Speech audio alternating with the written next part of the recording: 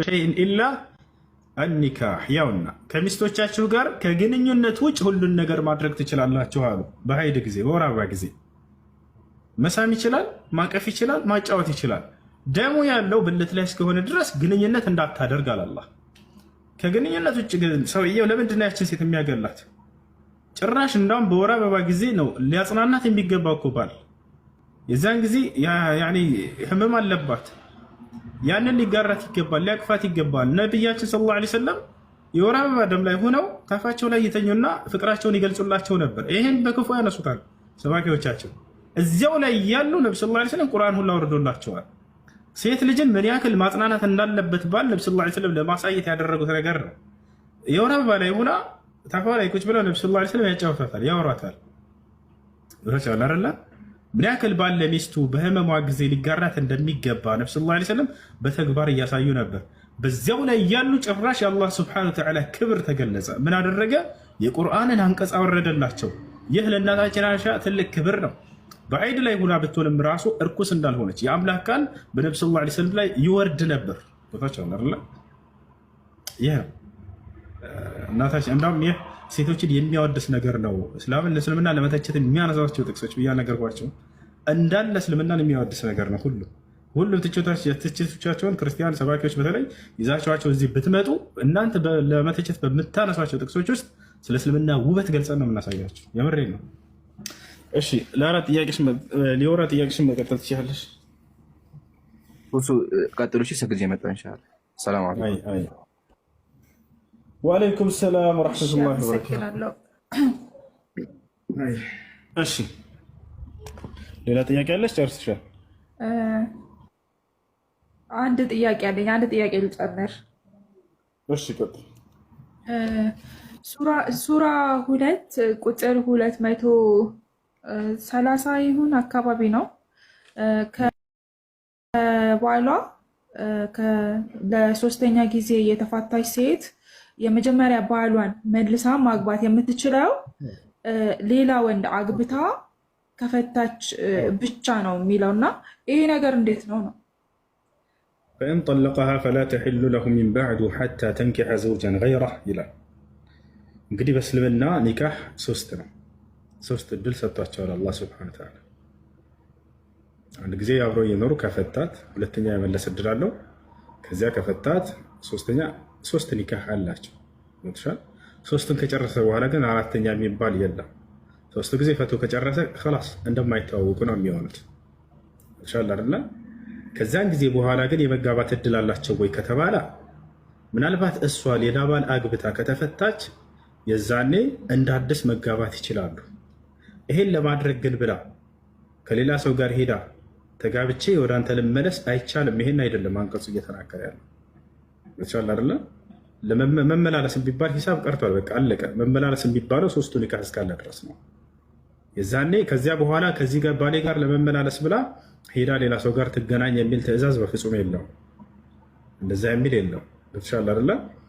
እና ያም ማድረግ እንዳውም አዝዋጁል ሙሐለል ይባላል። ሐራም ነው። አዝዋጁል ሙሐለል በጣም ከባድ ሐራም ነው። የሙሐለል ጋብቻ ብሎ ማለት ያንን ሰውየው ያቺ ሴት ያንን ከዚህ ከባሏ ጋር ለመቀጠል ብላ አስባ ሆን ብላ ሌላ ሰው ጋር ሄዳ አግባኝና ፍታኝ ወደ ባሌ ልመለስ አይቻልም። እሱም እንዲሁ ያችን ሚስቱን ሂጂና ጓደኛዬ ይሰርሽና ኒካህ ወደ እኔ ተመለሽ አይቻልም። ወይም ጓደኛውን ይሄድና ጓደኛዬ ሆይ ሂድና ይችን ሚስቴን ኒካህ ሰራትና ወደ እኔ መልስልኝ አይቻልም። እንደዚህ በስነ ስርዓት ሌላ ባል አግብታ እየኖረች እያለች ሳትስማማና ብትቀርና ብትፈታ እንደገና ከመጀመሪያው ባሏ ጋር እንዳድስ መጋባት ይችላሉ ነው መልእክቱ። ያው ይሄ ነው የምናገረው። ሶስተኛ ቢፈታትም ከዚህ በኋላ ሌላም ባል እስከምታገባ ድረስ ለእርሱ አትፈቀድለትም ማለት። ያ ማለት ሄዳ ሌላ ባል አግብታ ትፈታና እንደገና እሱን ተመልሳ ታግባ እያለ እያዘዘ አይደለም። ምንም አይነት እንዲህ አይነት መልእክት የለውም። ነገር ግን ለዚህ ሰው እንደገና ዳግም የምትፈቀደው መቼ ነው የሚለውን እየተናገረ ነው። ምናልባት ሌላ ባል አግብታ ተፈታ ከሆነ የዛኔ ነው የምትፈቀድለት እንጂ ከዚህ በኋላ አትፈቀድለትም እያሉ ይህ ነው። እሺ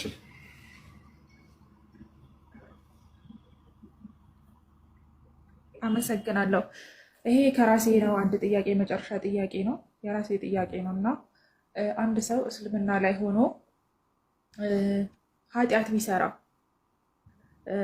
እንዴት ነው መመለስ የሚችለው? እንዴት ነው የሚበሰሰው? በጣም ጥሩ ጥያቄ። አንድ ሰው እስልምና ላይ ሆኖ ኃጢአት ከሰራ እንዴት ነው ለኃጢአቱ ምህረት የሚያገኘው? እንዴት አድርጎ ነው መገሰጽ የሚችለው? ተውበት ማድረግ፣ ንስሐ ማድረግ። በአንቺና በአምላክሽ መካከል የንስሐን ቃል መናገር ብቻ ነው። ቃለ ረበና ዘለምና አንፉሰና ወኢን ለም ተግፊር ለና ወተርሐምና ለነኩነነ ሚነል ኻሲሪን አሉ። አደምና ሐዋ ለኃጢአታቸው ስርየት ምህረት እንዴት ነው ያገኙ ከተባለ ይሄን የንስሐ ቃል በማለት ነው። ጌታችን አላህ ሆይ ኃጢአት በመስራታችን ነፍሳችንን በድለናል፣ ይቅር በለን ማረን። የማትምርልንና ይቅር የማትልን ከሆነ ከከሰሩ ሰዎች እንሆናለን ብለው ተናገሩ። በዚህ መልኩ አላህ ስብሐነሁ ወተዓላ ይምርላቸዋል። ወኢኒ ለገፋሩን ሊመን ታበ ይላል። ወደ እኔ ንስሐ ላደረገ ባሪያ እምርለታለሁኝ አለ። ሌላ ቦታ ላይ ምን አለ? ፈመን ታበ ሚን ባዕድ ዙልሚሂ ወአስለሐ ፈኢነላሃ የቱቡ ዐለይህ ኢነላሃ ገፉሩን ረሒም ይላል። በኃጢአት ነፍሱን ከበደለ በኋላ ወደ እኔ የተመለሰ ራሱን ያስተካከለ እኔ እምርለታለሁኝ፣ ንስሐውን እቀበላለሁ፣ እኔ መሐሪና አዛኝ የሆንኩኝ አምላክ ነኝና አለ። ስለዚህ አምላክ አላህ ሆይ ይህን ኃጢአት ሰርቻለሁኝ፣ ትእዛዝህን ተላልፌያለሁኝ፣ እባክህ ይቅር በለኝ ማረኝ ብሎ ወደ እርሱ መለመን ብቻ ነው። እርሱ እንደሚሰማን ቃል ገብቷል፣ እንደሚቀበለን ቃል ገብቷል።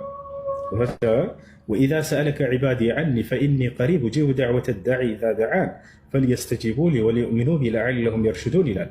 ሙሐመድ ሆይ ባሪያዎች ስለኔ ከጠየቁህ እኔ ቅርብ መሆኔን ንገራቸዋለሁ፣ እሰማቸዋለሁ። ኡጂቡ ደዕወተ ዳዒ ኢዛ ደዓን የተጣሪን ጥሪ በሚጠሩን ጊዜ እሰማቸዋለሁኝ አለ። ፈልየስተጂቡ ሊ ለእኔ ይታዘዙ፣ ወልዩእሚኑ ቢ በእኔ ይመኑ፣ ለዐለሁም የርሹዱን ቅኑን ጎዳና ቅኑን መንገድም ይመሩ ዘንድ አለ። ይህ ነው የንስሐ መስፈርቶች። ታዲያ ንስሐ አንድ ሰው ተቀባይነት አግኝቷል እንዲባል ዘንድ ስንት መስፈርቶች ያስፈልጉታል? 3 መስፈርቶች ያስፈልጉታል። የመጀመሪያው መስፈርት ምንድን ነው?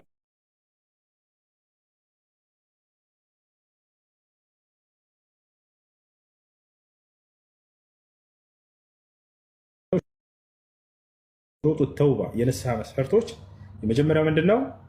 አነደም ዐላ ማ መዳ፣ ስለዚያ ስላለፈው መጸጸት። አንድ ኃጢአት ሰርቶ ከሆነ የጠጣ ከሆነ ስላለፈው ሊጸጸተው ይገባል። ቦታቸው አላረላ ያልተጸጸተ ሰው እንዴት ነው የምናውቀው ከተባለ ይህን ኃጢአት በመስራቱ ይደሰታል። እኔ የጠጣ ነው እኮ ተራጨንበት እንጂ እያለ ይፎክራል። ይሄ ትክክለኛ ንስሐ አላደረገም። ትክክለኛ ንስሐ ያደረገ ሰው የአምላኬን ትእዛዝ የተላለፍኩበት ቀናቶች ናቸው ብሎ ይጸጽተዋል። ምናልባትም ሊያለቅስም ይችላል። ይሄ የመጀመሪያው መስፈርት ነው። ነቢ ሰለላሁ ዐለይሂ ወሰለም ምን አሉ? አነደሙ ተውባ አሉ። ጸጸት አንዱ የንስሐ መስፈርት ነው አሉ። ይጸጽተዋል ትክክለኛ ንስሐ ያደረገ ሰው። አንደኛው ይሄ ነው ጸጸት የሚለው ነው። ሁለተኛው መስፈርት ምንድን ነው? ሁለተኛው መስፈርት ምንድን ነው? አልኢቅላዕ፣ እርግፍ አድርገው ያንን ኃጢአት አሁን ላይ እየሰራ ከሆነ መተው አለበት። ቶች አላረም ከቤቱ ግን እዚሁ ቢራ አስቀምጦ በቃ ተውብቻለሁኝ እንዳሁን ብሎ ጀዛ አስተግፊሩላህ ቱብ ላ ይሄ አይሰራም። እንደዚህ ያንን ነገር ከዚያው እርግፍ አድርገህ አውጣውና ድፋው። ይህ መጠጥና ትጠጡ የሚለው የቁርአን አንቀጽ በወረደ ጊዜ እንዳለ ይሄ ትእዛዝ ሲወርድ ቤታቸው ውስጥ የነበረ ሁሉ አማኞች እንዳለ መዲና ላይ በገደል አዝልቀው ሰደዱት ይላል። እንዳለ ደፉት። መዲና በሽታ ጥንግንግ እስክትል ድረስ ይላሉ። የአላህን ትእዛዝ ጠባቂ ነበር ያ ትውልድ። ወዲያው በመጣ ጊዜ ትእዛዙ ምንም እንዳዎችን እንጨርስ እናንተውበታለን አላሉ። ወዲያው ድፍት ነው ያደረጉት። አያችሁ ያ አዩሃ አለዚነ አመኑ ኢነማ አልኸምሩ ወልመይሲሩ ወልአንሳቡ ወልአዝላም ሪጅሱን ሚን ዐመሊ ሸይጣን ፈጅተኒቡሁ ለዐለኩም ቱፍሊሑን ኢነማ ዩሪዱ ሸይጣኑ አን ዩቂዐ በይነኩም አልዐዳወተ ወልበግዳአ ፊል ኸምሪ ወልመይሲር ወየሱደኩም ዐን ዚክሪላሂ ወዐኒ ሶላህ ፈሀል አንቱም ሙንተሁን። እናንተ ለመሆኑ ከአስካሪ መጠጥ አትቆጠቡምን የሚለው አንቀጽ በወረደ ጊዜ በላ እንተሀይና ያ ረበና አሉ። እውነትም ጌታችን አላህ ሆይ እነሆ ተቆጥበናል ብለው ወደ አሁን የደፉት ይሄ ነው። ስለዚህ ሁለተኛው መስፈርት ምንድን ነው? ያን ኃጢአት አሁን ላይ እየሰራ ከሆነ እርግፍ አድርጎ ያንን ኃጢአት መተው አለበት። ሶስተኛ የንስሐ መስፈርት ምንድን ነው? አልዓዝሙ ዐላ ዐደም አልዐውዳ ኢላ ዛሊከ ዘንብ አለዚ ወቀዐ ፊህ፣ ወደዚያ ሲሰራው ወደ ነበረው ወንጀል ዳግም ላይ መለስ መወሰን አለበት። እንዳላሟላ ይህን መስፈርት እንዴት ማወቅ እንችላለን? ውስጡ ይዋልላል። ልስራው ልጠጣ አልጠጣ ይላል። በቃ ጠጣለሁ ይላል። በውስጡ ይሄ ነገር አለ፣ ግን በቃ ንስሐ ላድርግ ይህን ነገር እርግፍ አድርጌ በቃ ትቻለሁ። አይታችኋል። አንዳንድ ሰዎች እንስራ ሲሏቸው ወደ ቀድሞ ማንነታቸው እንመለስ ሲሏቸው በቃ እኔ ለጌታ ለአምላክ ለአላህ ተውበት አድርጌያለሁኝ ዳግም ወደዛ ላልመለስ ወስኛለሁኝ አልመለስም ብለው በቋማቸው የሚጸኑ ተውበተኞች አይታችኋል። ያ ማለት ነው እነዚህ ሶስቶቹ መስፈርቶች የተሟሉበትን ተውበት አላህ ሱብሓነሁ ወተዓላ ይቅር ይላቸዋል፣ ይቀበላቸዋል። እሺ ጨረሽ ሊሆና በጣም ግልጽ ነው።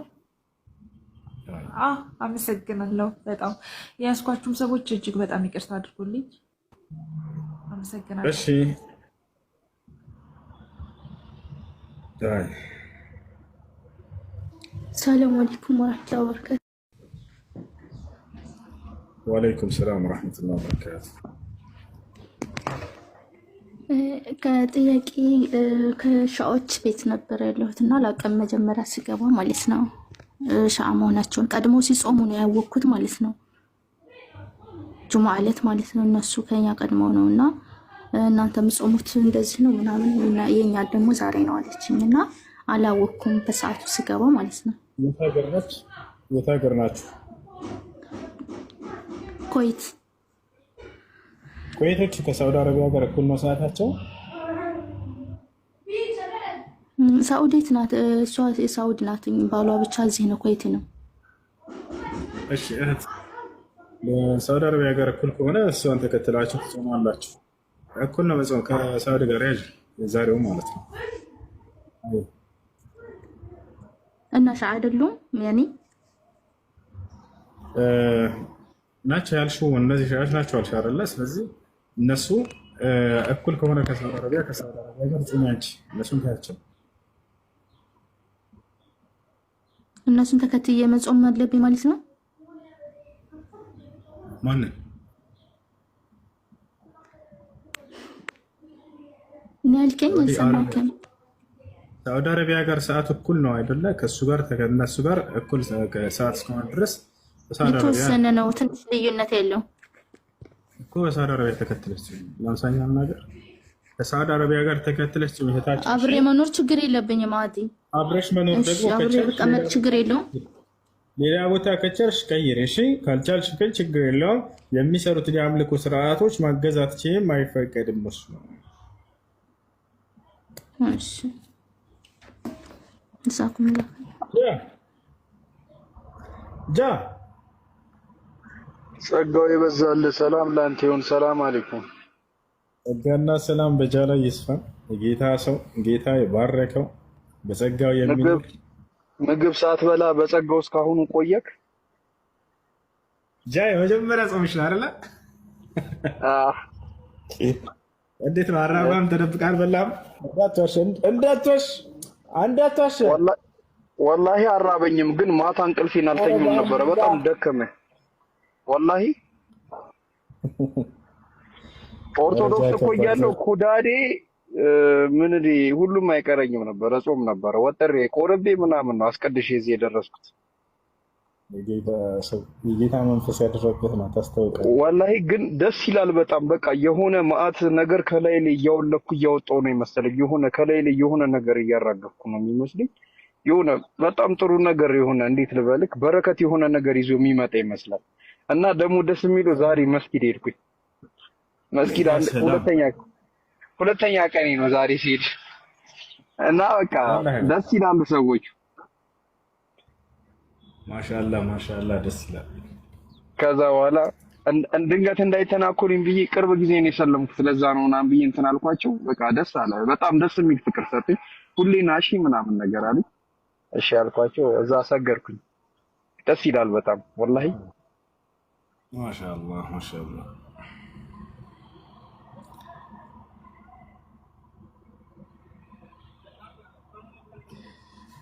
እሺ ረምላ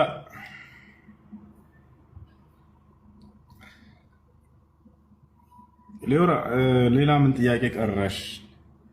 ለምን እስልምና ተቀብለሽ ረመዳንን አትጾሚ? ወደ እስልምና ጥሪ እናደርግልሻለን። الإسلام دين الأنبياء والمرسلين. الإسلام የነብያት አሁን ቀጥል። እስልምና በነገራችን ላይ እኔ በጣም የምወደውና ደስ የሚለኝ ሃይማኖት ነው። እስፔሻሊ አሁን ላይ ምናምን ማለት ደስ የሚል እንትን አለው እና ያው አንዳንድ ነገሮች ያው ክርስትናው ላይም ሆነ የትም ቦታ ላይ ስትሆን ጥያቄ ይፈጥርብሃል እና እነዛን ጥያቄዎች በቂ የሆነ ነገር ካገኘሁበት ይመስለኛል እኔ ደስ ይለኛል። እውነት ለመናገር እስልምና ጓደኞች አሉኝ፣ ቤተሰብ አለኝ እና ጥያቄዎች ስላሉኝ እነዛን ጥያቄዎች በቂ ሆነው ካገኘሁት አላህ ይወፍቅሽ። በቃ አንቺ እንትን በይ ጥያቄዎችሽ፣ ቀሪ ጥያቄዎች ካሉሽ ደስ ባለሽ ጊዜ መጠየቅ ትችላለሽ።